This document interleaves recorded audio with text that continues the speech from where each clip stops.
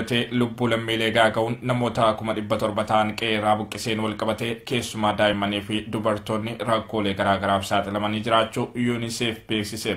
UNICEF ibsa kanaan daa'immanii 85,000 kan barnoota isaanii addaan kutuuf dirqamuu isaanii eere. Walitti bu'iinsi kun daa'immanii 14,000 ta'an maatiin gargar baasuu isaa ibsuun daa'immanii umuriin 5 gadi 100,000 fi 20,000 ta'an ammoo hanqina midhaan nyaataa hamaaf saaxilamanii jiru jedhe. Dubartoota ulfaa fi isaanii daa'ima hoosisan walumatti 20,000 kan ta'aniif gargaarsi midhaan nyaataa hatattamaan kan barbaachisu ta'us ibseera. Dhaabbatichi daa'immanii sababa waldhabbii naannolee lameeniin barnoota irraa citan gara barumsa isaaniitti deebisuuf gargaarsi doolaara Ameerikaa miliyoona 2,900 kan barbaachisu ta'uu ibsuun talaalli qorichaa fi dhiyeessii tajaajila fayyaaf dabalataan doolaara miliyoona 2,900 barbaachisaa jedhe. Daa'immanii umuriin 5 gadi dubartoota ulfaa fi dubartoota hoosisaniif gargaarsa midhaan nyaataa hatattamaan dhiyeessuuf dabalataan doolaarri miliyoona 2,600 kan barbaachisu ta'us ibseera. UNICEF haalli waldhabbii naannolee lameeniin wal qabatee mudate ammas furmaata waaraa hin arganne jedhe. Lammiilee buqqaafaman dandamachiisuuf tumsi hawaasaatti fufee jiraatus rakkoon hamaan biyyattii keessatti mudatee jiru xiyyeeffannoo fi birmannaa dhaabbilee addunyaa sadarkaa barbaadamuun hin arganne. Itoophiyaan waggoota muraasaanas mormii hawaasaa jabaa keessummeessaa jiraachuu kan eeru UNICEF uummanni biyyattii bilisummaa siyaasaa fi walqixxummaa dinagdee barbaadaa jedheera. Biyyattii keessatti malaammaltummaan dagaagee jiraachuus ibsa kanaan eereera. Loltoonni wayyaanee sadii baatii muddee darbee jiraatota godina Shawaa Lixaa aanaa Daandii magaalaa Gincii irratti hokkara uumuudhaan nageenya lammiilee booreessaa turan irratti murtoon waggaa 4 oliitti murtaa'uun himameera. Itichaa guddataa waan qindeesse qaba. Olmaan dhaddacha mana murtii godina Shawaa Lixaa aanaa Daandii magaalaa Gincii guyyaa har'aa loltoota wayyaanee irratti murteeffame hedduu nu gammachiisee jira jedhu jiraattonni magaalicha irraa dubbisne. Loltoonni wayyaanee sadii muddee 18 bara 2010 akka lakkoofsa Itoophiyaatti magaalaa keenya keessatti qeerroo Oromoo uffata aadaan miidhagee deemaatti ture yakkaaf balleessaa tokko malee reebicha irratti raawwatan birmannaa jiraattota naannoo fi poolisoota Oromiyaadhaan to'annoo seeraa jala oolfaman torban lamaa booddee murtoo seeraa argatanii kan jedhan jiraataa magaalaa Ginciiti. Gaafa guyyaa 18 jechuudha muddee 18 magaalaa ganda duwwaa tokko keessattidha jechuudha.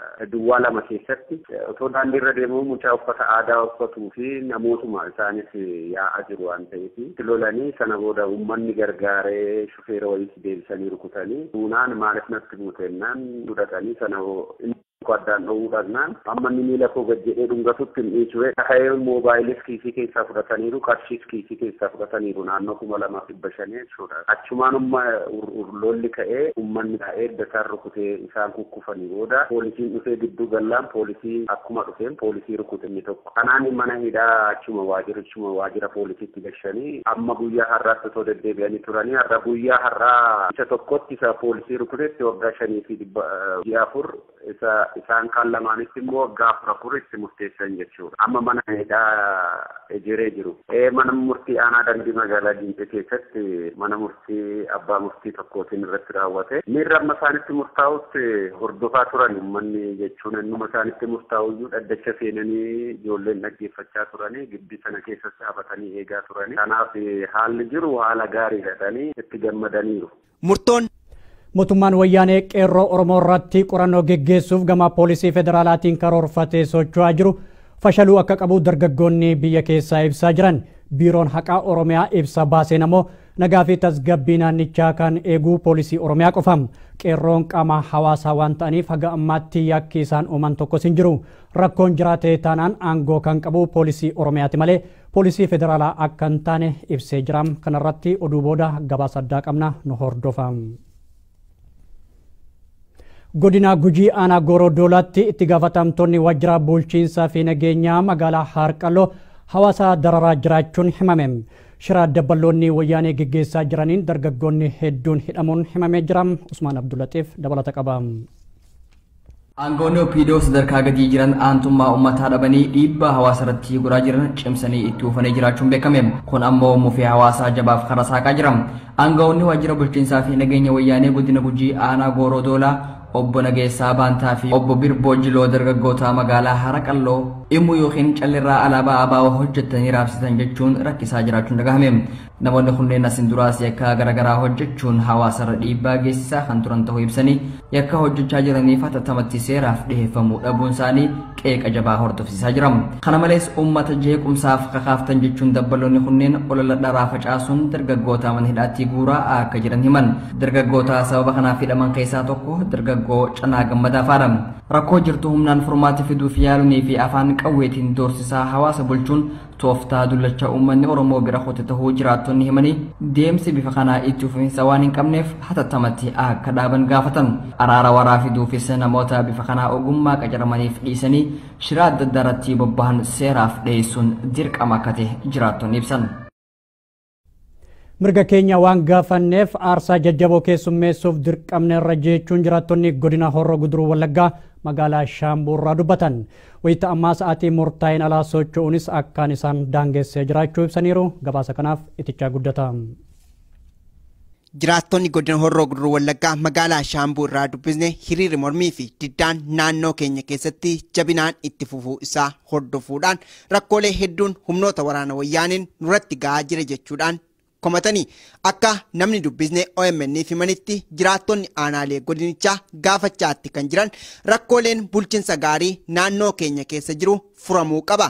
Akkasumas kabajamni mirga namoomaa kutaalee Oromiyaa keessattis eegamuu qaba jechuu isaaniidhaan rakkoolee kanneen akka reebichaa fi hidhaa keessummeessaatti jiraachuu isaaniillee ibsaniiru. Haalli amma magaalaa keenya keessa jiru bulchiinsi magaalaa Shaambuu yeroo ammaa kana torbee lamaan darbee fi lola tullee ture amma yeroo ammaa kana lafa tasgabbaa'ee qaamni olaanaa federaalaa dhufanii amma walgahii uummata walitti qabanii komii uummanni qabu komii isaa hundumaa kan qaama olaanaa amma dhufe kanatti kan himachaa jiru ta'uusaa fi garuu yeroo ammaa kanallee poolisoonni maqaa nu balleessanii jechuu kaasan ka'ee uummata magaalaa keessa doorsisuu fi yeroo argan immoo yeroo malee sa'a tokko booda kudha lama booda uummata qabanii sarreebaa jiran. Si kan hidhaa jiran ta'uu isaa ammallee yeroo darbee barsoota tokko simtu karaa cufee jedhanii kan walitti qabaa jiranii mana hidhaa kan gashan ta'uu isaa magaalaa keenya haalli jiru yeroo ammaa kana fakkaata. Odeeffannoon arganne akka agarsiisutti hidhaan akka malee baay'ateera. Sochiin hawaas dinagdees guutummaatti dhaabbateera kan jedhu namoonni marsaalee hawaasummaa irrattis waan babarreessan taajjabna. Waan akkasii dhugumatti magaalaa keessan keessatti mudateera. Mee isa kana nu yaadachiistu laata? Kaleessaa fi kan har'aa reef daddanamee eegaluu jalqabarraa kan hafe torbee darbee keessa haaliin dintuu cufaa kan ture hawaasni garaasaa olii gaddeemaa kan hin turre ta'uu isaatiin isaanirratti maxxansan dhugaa ta'uu isaatii jechaadha. Haalli isaa eegaltee torbee darbee keessa nagaan hin turre tokkotti hin turre amma garuu hoteelas ta'e torbee kana keessa hojiin tokko hojiin eegalee jira jechuudha. Namoonni hidhamaa jiran immoo baadiyyaarraas ta'e magaalarraatii kan hidhamaa jiran ta'uu isaatiin. Naannoo keenyatti miidhaa nurraan geessaatti kan jiran humnoota waraana wayyaanee qofaa osoo hin taane dhiibbaan gama qondaaltota OPDO fi poolisota Oromiyaadhaan nurratti ga'aa jirus hammaataadha jedhaniiru. Jiraataan magaalaa Shaambuurraa dubbisne kun itti fufuudhaan nuyi akka jiraattota naannoo kanaatti nageenyaaf tasgabbii barbaanna. Nageenyi keenya akka hin dhugoomneef akkasumas immoo hojii keenya akka sirnaan hin hojjenneef kan gufuu nutti ta'uudhaan nu harkatti laamsheessaa jiru qaamota sirna wayyaanee ta'uu isaaniillee ibsaniiru.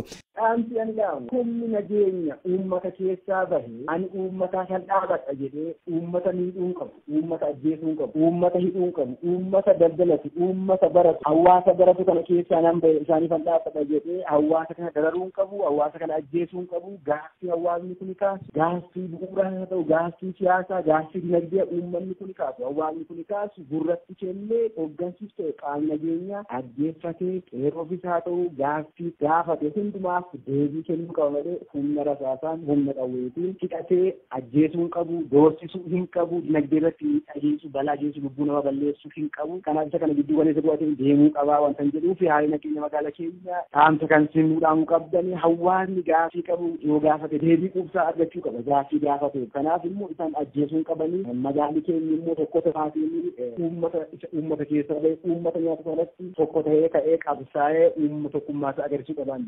Tibba darbe basaasaa wayyaanee kan ta'an nama obbo Gimbaar Goshuu jedhamu irratti qeerroon tarkaanfii fudhachuu isaanii fi barattoonni qomoodhaan Tigreetaan Yuunivarsiitii Wallaggaa kampaasii Shaambuu keessatti ajjeefamuu isaanii hordofuudhaan haalli godina Horroo Guduruu Wallaggaa magaalaa Shaambuu keessa jiru kan yeroo kamii caalaayyuu ulfaataaf jabaataa ta'uu isaallee jiraataan magaalichaa kun OMN'tti himaniiru.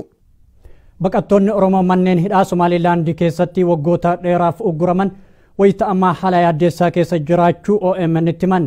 Yakka tokko malee murtiin hidhaa waggoota 18 hanga du'aatti isaan irratti murtaa'uu achirraa nuuf ibsanii jiru. Usmaan Baayyuu ammoo dabalata qaba. Ani amata fudhata kan hidhaa jira. Dirmachuu takkas ni dhabne ijoollee Oromoo warra ala jiruuf warra biyya jiru keessa warra ajirus tokko nutti hin dirmanne. Sababa isinuma qabnaa lammis isinuma qabnaa maaliif nu yaadu fudhatun jechuudhaan isin dhageessisaa dhaamsa biyya sammanuma. Nagaa naa tura. Duraan dursee uummata Oromoo salaamu alaikum warahmatullahi wabarakatuh isin jedha. Ittiin aansee mana hidhaa Hargeysaa keessa amata 17 jirra namoota namni nu gargaaru namni nu eegu hin jiru. Kana innaan as keessatti akka nu gargaartan jenneeti isinitti dhaamsa dhaanfachuudhaa jira akka nu obboleeyyan kiyya akka nu gargaartan. Baqattoonni Oromoo biyya Somaalilaand manneen hidhaa garaagaraa keessatti argaman dararamaa jira jechuun dubbatan. Dhalattoonni Oromoo kunneen dhaamsa isaanii mana hidhaa jiran keessatti viidiyoo waraabuudhaan akka ibsanitti ilmaan Oromoo hedduun badii tokko malee sababa gahaa hin taaneen poolisoota biyya Somaalilaandiitiin qabamanii manneen hidhaa keessatti dararaan jabduun irratti raawwatamuun kanneen lubbuun isaanii darbitellee akka jiran ibsaniiru. Akka ergaan viidiyoo Oromiyaa Miidiyaa Neetworkiif baqattoota kanneen irraa ergamte mul'iftutti ilmaan Oromoo mana hidhatti argaman kunneen murtiin hidhaa waggoota hedduu irratti kan murtaa'ee fi kanneen murtiin du'aa irratti darbes akka jiran eeraniiru. Baqattoota kanneen sababni mootummaan biyya Somaalilaandii adabbii waggoota hammana dheerattu isin irratti murteessee maal gaafii jettuun isaan dubbifnee irraa caqasuudhaaf lakkoofsa bilbilaa odeeffannoo dhimma baqattootaa kana ibsitu wajjin nu dhaqqabdeen garasitti wayitii bilbilli sun cufaa ta'uu nutti akeeke. Akka odeessa kanatti baqattoonni Oromoo mana hidhaa biyya kanaa keessatti dararamaatiin jiran Qaasim Abdallee iddoon dhaloota isaa godina Jimmaa yoo ta'u waggoota 16 mana hidhaa kana keessa jira jedhan. Namni lammataa Muhammad Musee Gamteessaa jedhama. Innis iddoon dhaloota isaa godina Jimmaa akka ta'ee fi waggoota 17 mana hidhaa kana keessa kan jiru ta'uun himameera. Namni sadeessoo ammoo Muhammad Ahmad Abdullahi jedhama. Innis iddoon dhaloota isaa godina Jimmaa yoo ta'u waggoota 18f mana hidhaa kana keessa jira jedhan. Abdi Muusaa Kadir iddoon dhaloota isaa godina Arsii yoo ta'u waggoota 14f mana hidhaa kana jira. Jamal Ibrahim iddoon dhaloota isaa Awwadaa yoo ta'u waggoota 11f mana hidhaa kana jira jedhan. Namni biraa immoo Jamal Yusuf Muhammad jedhama. Iddoon dhaloota isaa Harargee Bahaa Aanaa Malkaa Bal'oo yoo ta'u mana hidhaa kana keessatti erga hidhamee waggoota 13 lakkoofsiseera. Kan biroo ammoo maqaan abbaa isaa kan hin eeramne maqaan isaa Muhammad jedhama. Iddoon dhaloota isaa Harargee Lixaanaa Habroo yoo ta'u waggoota 6 mana hidhaa kana keessa akka jirutu himame. Dargaggoo Oromoo kun sababa nama qaltee foon namaa nyaatteerta jedhuun Somaaloonni himannaa sobaa irratti banuudhaan mana hidhaa kanatti akka darbametu himame. Ilmaan Oromoo rakkoo kana fakkaataniin himannaan irratti banamuudhaan murtii hidhaa waggoota hedduutiin rakkachaatiin jiran kanneen maqaan isaanii dhawaman kana qofa osoo hin taane manneen hidhaa biyya sanii keessatti ilmaan Oromoo danuun dararamaa akka jiran baqattoonni kunneen himaniiru. Keessattuu jedhu baqattoonni Oromoo kunneen erga weerara poolisoota addaa naannoo Sumaalee irratti banamuun Oromoota qe'ee fi qabeenya isaanii irraa buqqisuu eegalee fi olola abdii illeen baneen magaalaa Wadaayitti dhalattoota Sumaalee Oromootu ajjeese sababa jedhuun mana hidhaa kana keessatti illee dhiibbaan Somaalotaan nurra gahaatiin jiru hammaachaa dhufeera jedhan. Ilmaan Oromoo mana hidhaa biyya Somaalilaandii jiran kunneen dhaamsa isaanii waraabbii viidiyoo kanaan dabarfataniin hawaasni Oromoo guutuu addunyaa irra jiranii fi dhaabbileen mirga namoomaa irratti dalagan gargaarsaan isaan cinaa akka dhaabbatan gaafataniiru. Ilmaan Oromoo gabrummaatti akka gabrummaa gartee biyya keessatti nuti gabrummaa jirutti as keessatti illee uummanni alagalle nu gabrooffataa jiran. Maaliif Oromoo qottuu jaanii dhugaadhaan nuti Oromoodha. Oromummaa keenya dinnu as keessa nu arrabsanii uleedha wanti nu godhu sansalata akka nama farda sakaalanitti nu sakaalanii lafarra nu oofanii akka hunda nu godhuun keenyaatu baay'ee nu ajaa'ibsiise. Kanaafuu ijoolleen ala jiran addunyaa keessa warreen jiran mee oromummaa keessaniif yookaan oromummaa keessaniif yaaddan taate yoo kan irraa rifattan taate baqattoota Oromoo kan mana hidhaa keessatti hidhamaa jiran kana yoo kan irraa rifattan taate mee isinuma hinaa isinis akka gargaarsu nuuf gootan. Kini naasee mana hidhaa Hargeysaa keessa amata 17 jirra namoota namni nu gargaaru namni nu eegu hin jiru. Kana innaan as keessatti akka nu gargaartan nu jenneeti isinitti dhaamsa dhaanfachuudhaa jira akka nu obboleeyyan kiyya akka nu gargaartan. Akkasumatti dhaamsi kiyyaa ijoolleen nama 19 keessa jira ijoolleen tun warra amata 17 18 hidhaa jiru warra 11 13 hidhaa jirus ni jiranii. Kanaafuu dirmadhaa walitti warreen Ameerikaa keessa jirtanii fi warreen biyya ambaa keessa jirtan guutuun hayyoonni keenya akka dirmatanii nuu qabna daffitti mata kana sama wal dhabbii hawwataa keessatti jechaaf wal dhabbii hedduu achitti ijoolleen teenya dalaydanii uummanni Oromoo achi wal daanee asitti isaanis nu jibbu jiranii akkeessa jiraachuun keenya hedduu haalaan gadda cimaa nu dhagahamuu jira. Baqattoonni Oromoo biyyoota ollatti roorroo diinaa jalaa baqatanii wayitti lubbuu isaanii oolfachuudhaaf kooluu galtummaan jiraatanitti biyya san keessatti illee rakkoolee garaagaraatiif saaxilamaatiin turaniiru. Biyyoota akka Yemen, Liibiyaa, Suudaanii fi kanneen biroo keessatti illee gochoota wal fakkaatuun miidhamaatiin akka jiran gabaasaa turuun keenya kan yaadatamudha. Egaan daawwattoota keenya oduun har'aaf jennee kanuma amma gara gabaasa addaatti dabarraa itti dhiyaadha.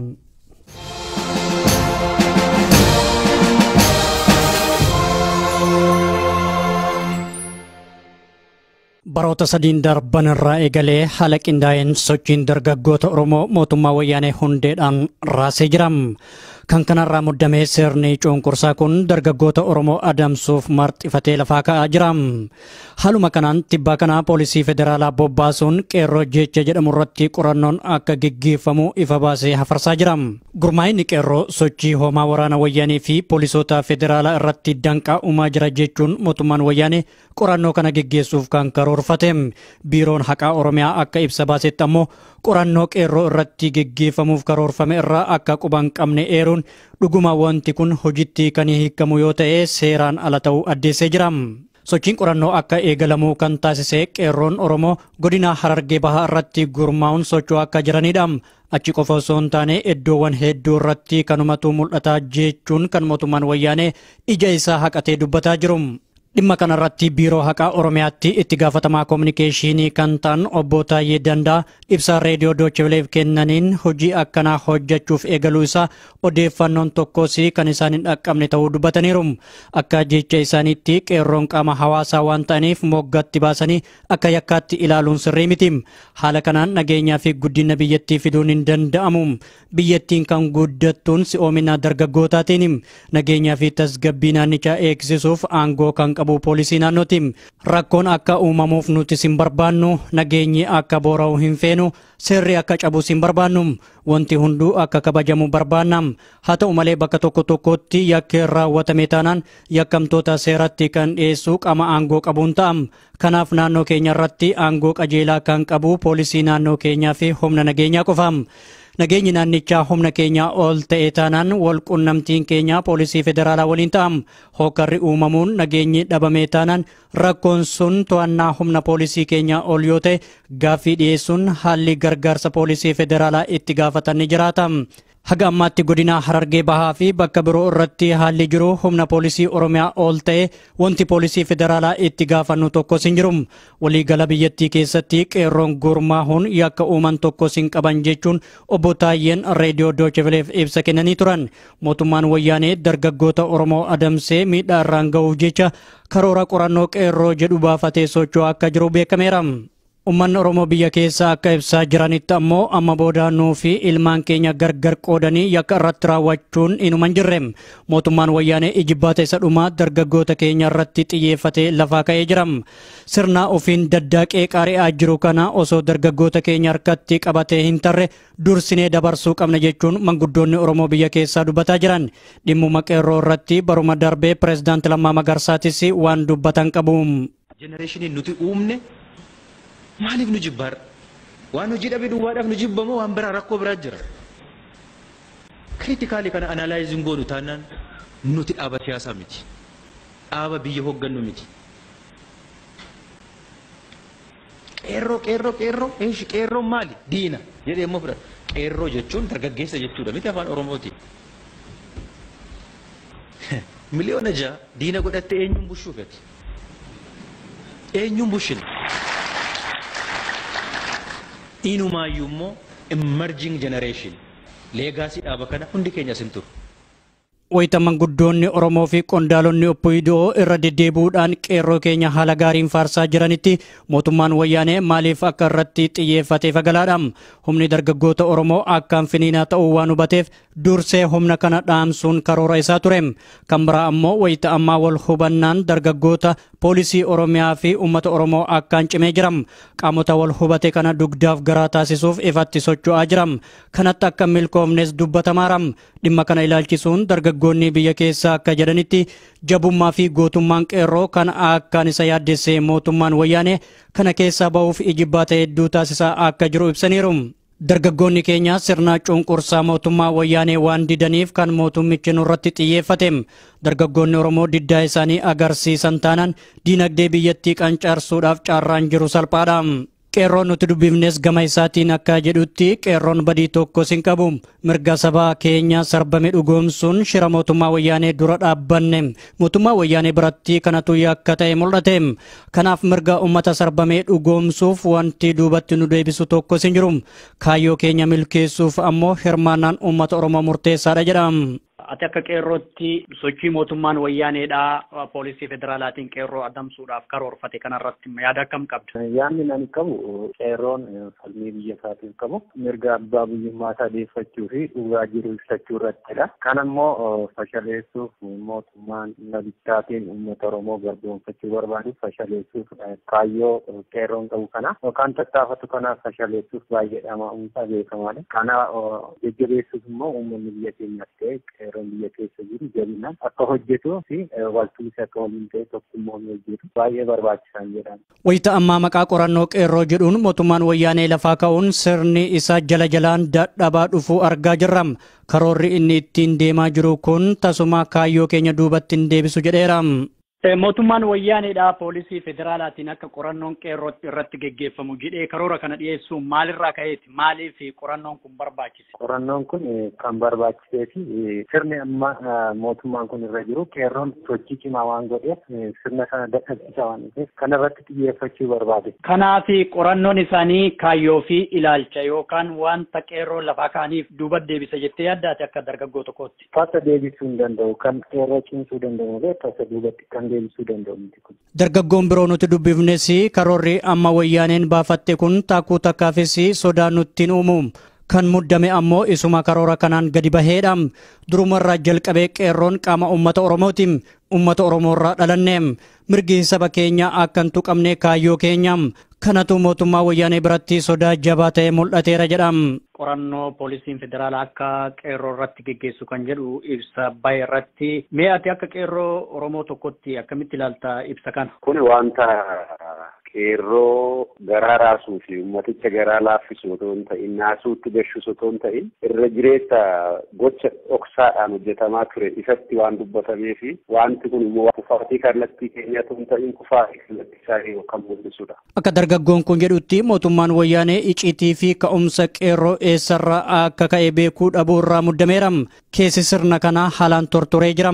Eessa akka ka'ee fi eessa ga'uuf akka imalu kan wallaalee mootummaan wayyaanee kanarraa bayyanachuuf jecha tattaaffataa jira.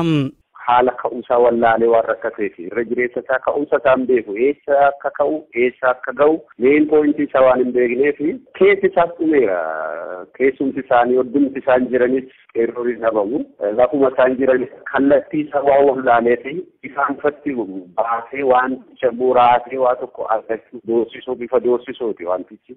Bu'uurumarraa eegalee kaayyoon qeerroo Oromoo diinagdee biyyattii guddisuu sirna cunqursaa ofirraa foonqolchuu fi walqixxummaa uummattoota dhugoomsuudha kan jedhu ammoo dargaggoo biroo nuti dubbifneedha.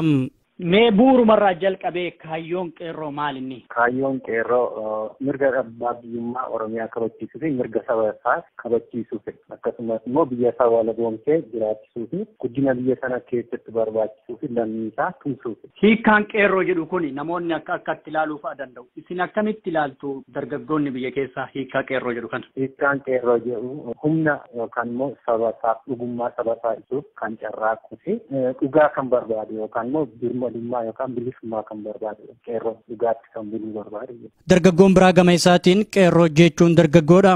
Dargaggoonni ammoo wiirtuu dugdaa biyyattiiti. Sammuun keenya bilisaan uumame.